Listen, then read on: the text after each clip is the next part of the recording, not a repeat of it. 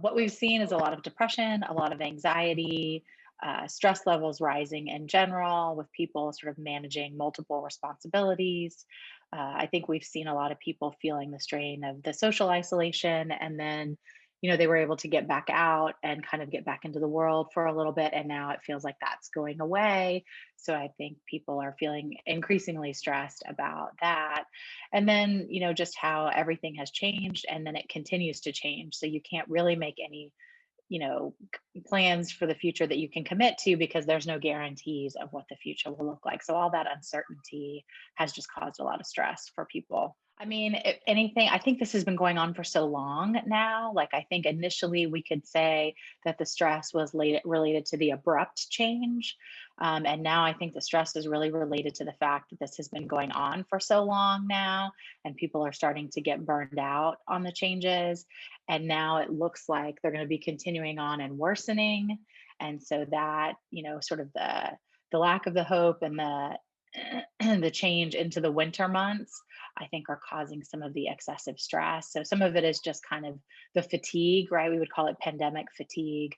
But then also kind of looking ahead to the future and not knowing the uncertainty, not knowing how long this is going to be, and knowing that we're headed into the winter months where we're going to naturally have to be inside anyways, feeling trapped, feeling out of control, those kinds of things.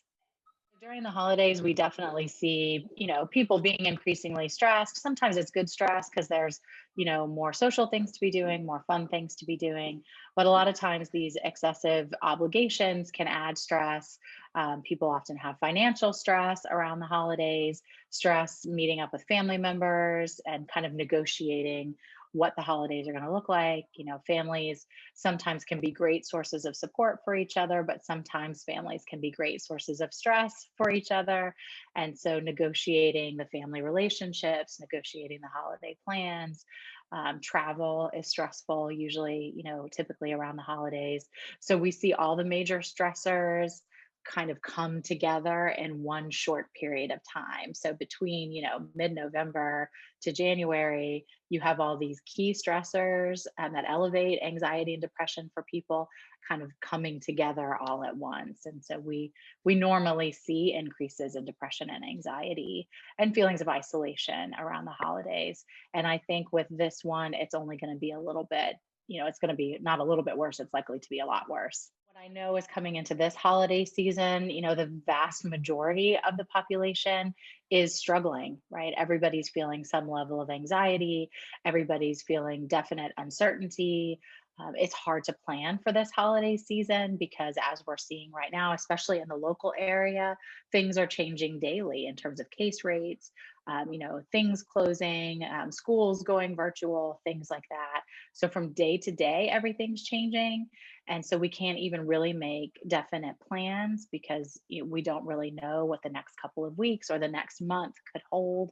And so I know that people are already struggling with depression and anxiety. And now we're going into a season where people who might typically be doing okay might kind of be headed into depression and anxiety. So it's going to be compounded, basically. What I tend to say, at the college when I'm teaching and in my practice is that everybody's struggling to some degree right now. And we're just headed into a stressful period of time that would be stressful anyways. And so we're adding that stress on top of the struggle that everybody's already experiencing. So it's just compounded this year. One of the things that allows us to feel sort of safe and secure are these routines, and the traditions are the things that we look forward to and that really help us get through some of the more stressful aspects of the holidays. And so having those change or having those be gone can really impact, someone's well-being, actually. So we change those significant routines. We change the celebrations that people normally have, and it is a loss. And we grieve that loss in the same ways we grieve, larger losses in our lives. And so, not being able to do for many people, church services are a big part of the holiday experience. And either not being able to go or having to do those in different ways, virtually or outside, if people are able to do them outside, can, at least allow them some sense of connection to those routines, but the change is definitely still felt when those routines aren't practiced in the same way. And so that, I mean, for some people, it can make it feel like the holiday didn't even happen if they weren't able to do some of those things. And for others, it can kind of seem like, well, I kind of did them, but it just doesn't really feel the same.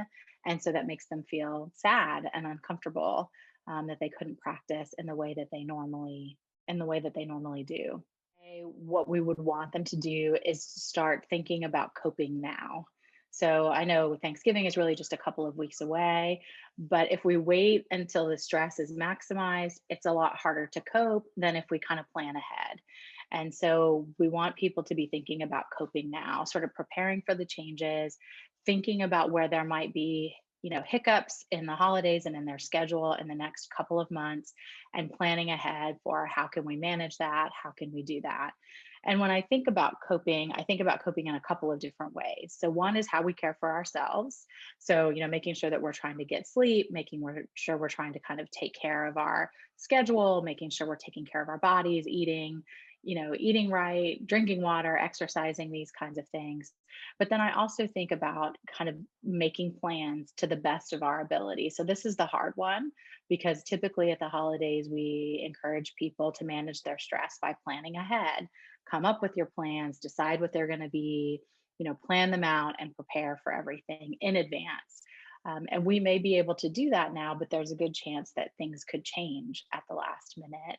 And so I would recommend that people come up with a plan, but allow that plan some degree of flexibility, and be prepared for that plan to potentially change, and maybe have one or two backup plans. Like, okay, what happens if someone in the family tests positive for the coronavirus? How are we going to manage that? How are we going to talk about it? How are we going to address it?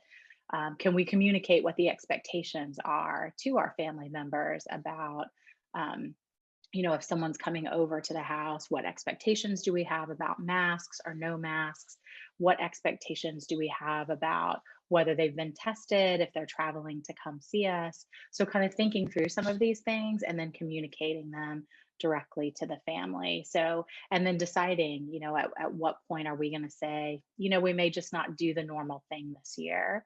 And figuring out how to talk with family members about that. So planning ahead, but planning for sort of multiple courses of action, basically, so that in the moment it doesn't feel like you're scrambling if something changes. I have real concerns about the mental health of people in the community. I myself have seen referrals to psychologists go up significantly just in the last couple of months. And I think it's not really just that people are struggling with the virus, because they are, but the changes that have come as a result of the virus are causing them to struggle with things that maybe they could manage okay before. So maybe they had some struggles in their life, but they could manage those things fine. But all of the changes that have come in with the virus have caused them to feel like, now I'm not really managing anything as well as I used to be able to do. And so a lot of people are seeking help, which is great. We want them to seek help. But I think, but I have real concerns about, people's mental health the longer this goes on, and kind of moving forward during the holidays and then after the holidays, because it's not uncommon for us to see some holiday letdown. So, sort of a post holiday depression, because the holidays bring some degree of excitement, they bring a flurry of activity. And sometimes in January, that stops kind of abruptly. And then for us living here in Pennsylvania, January tends to be a little more gray. It tends to be a lot colder. Things tend to slow down. And so, we also have seasonal affective depression that we tend to see once the time changes and once the weather gets colder.